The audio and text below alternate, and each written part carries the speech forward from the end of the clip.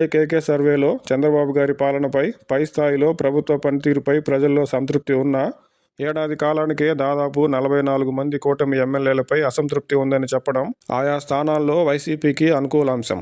గత ఎన్నికల్లో ఆ స్థానాల్లో వైసీపీ అభ్యర్థులు వ్యతిరేకతతో ఓడిపోయినా ఇప్పుడు అసంతృప్తిని ఎదుర్కొంటున్న కూటమి ఎమ్మెల్యేలు ఓడితే ఆ స్థానాల్లో గెలిచేది వైసీపీ అభ్యర్థులే కదా. చాలా చోట్ల టీడీపీ జనసేన అంతర్గత కుమ్ములాటలు సైతం వైసీపీకి అనుకూలించే అవకాశం లేకపోలేదు.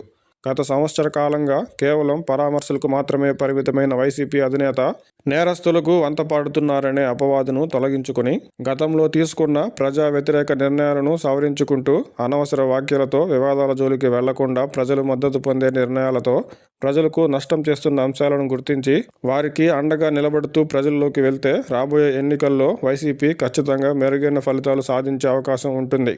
అయితే ఇప్పటి వరకు ప్రతిపక్షంగా వైసీపీ పోషిస్తున్న పాత్ర చూస్తుంటే ఆ దిశగా వెళ్తున్నట్టు కనబడడం లేదు.